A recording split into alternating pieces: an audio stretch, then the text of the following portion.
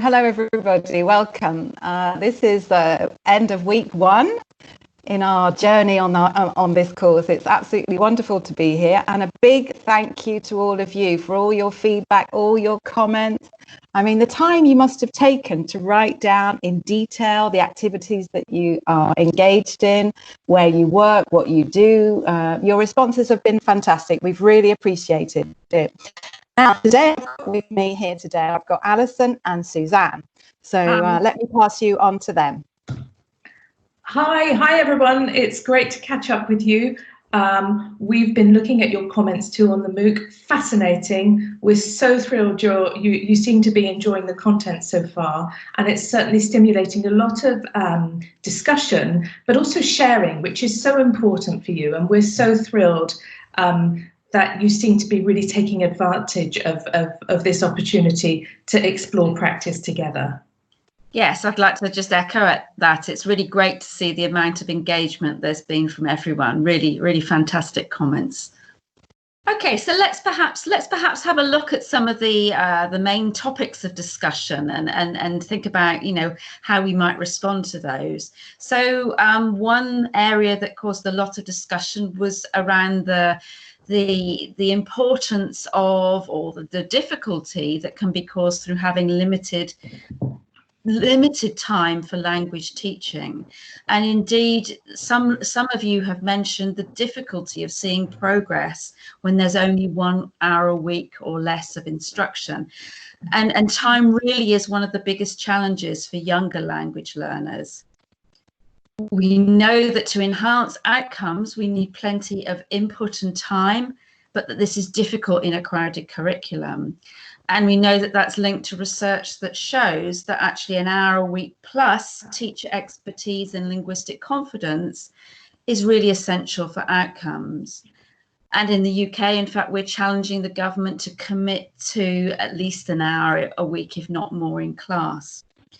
So that also then links to another learner comment. So one from Al-Mudina, who mentioned that through exploring this week's comments and hearing from other teachers, she's understood that reducing the amount of content or the amount of language could allow for more opportunities to increase the variety of activities and opportunities to use language. So in other words, recycling some core language in diverse ways could be one route to support progress if you have very limited teaching time. And we could also try to embed languages across the curriculum to make more space for them.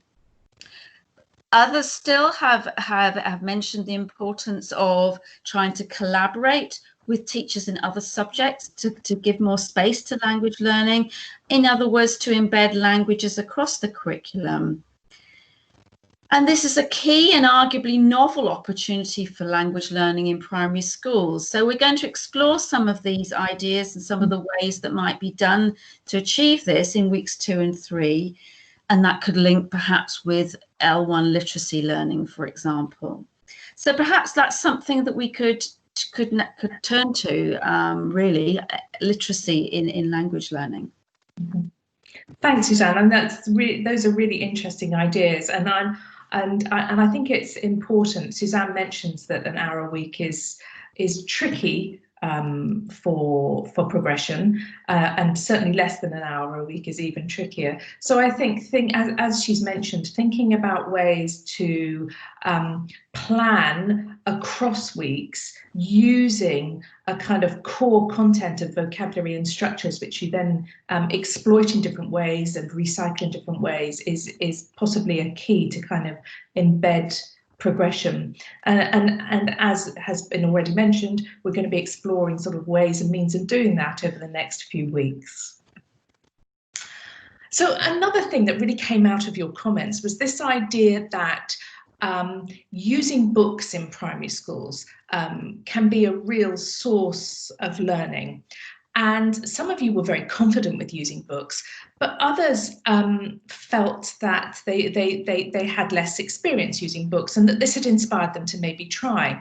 And this kind of resulted from Karen's teacher story, where Karen explained how her use of books inspired and motivates children in language learning. Just out of interest, Henry has started a thread on step 1.9 where teachers who contribute are recommending books that they've used in a range of languages. So that might be a useful resource that you've created yourselves, which is fantastic. We're going to be exploring authentic literature as a theme in week 3.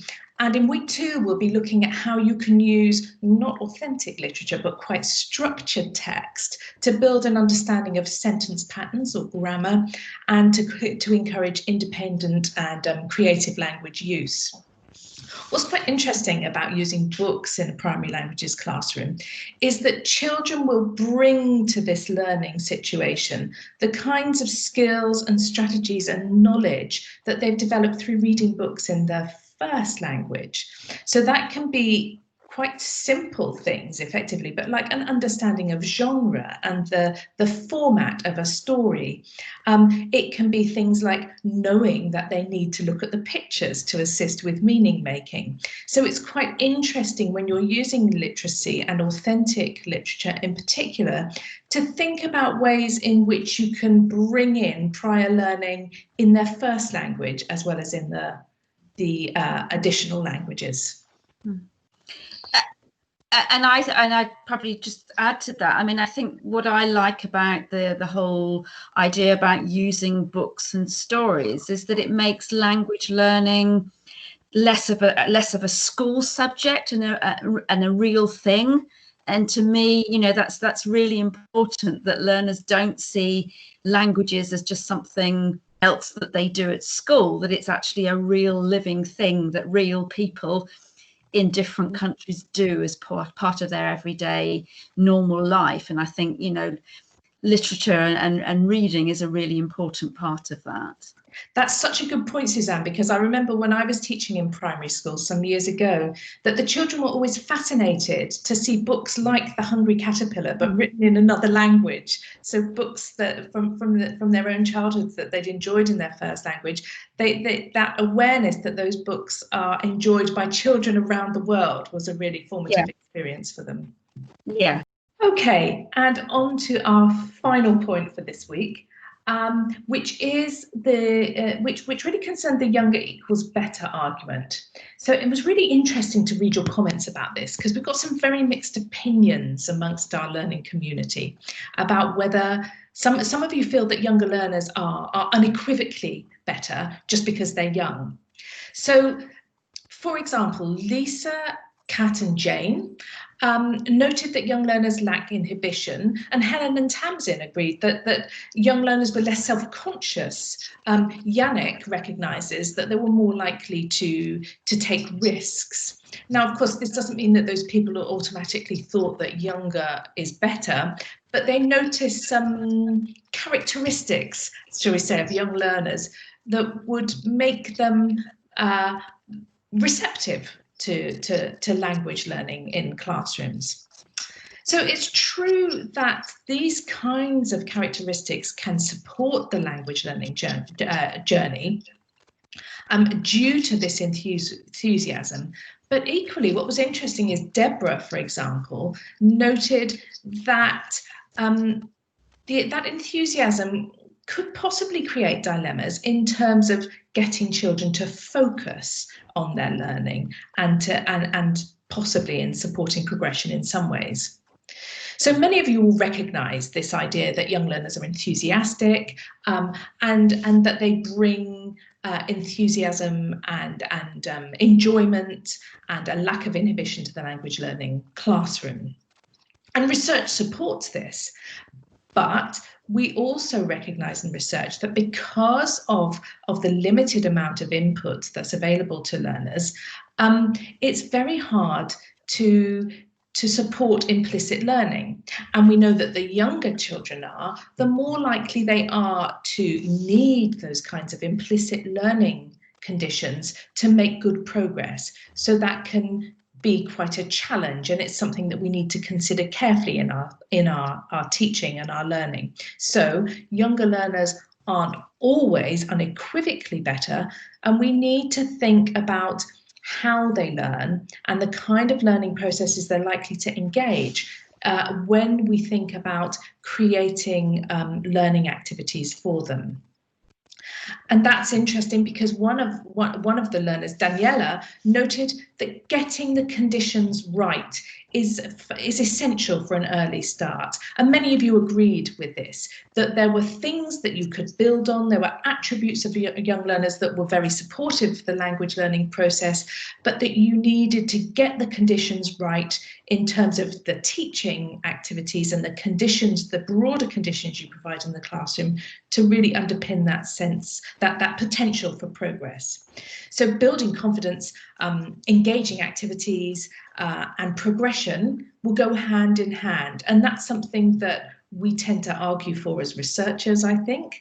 And over the next few weeks, we're going to be spending more time looking at how we can harness those three things and incorporate them into planning for success.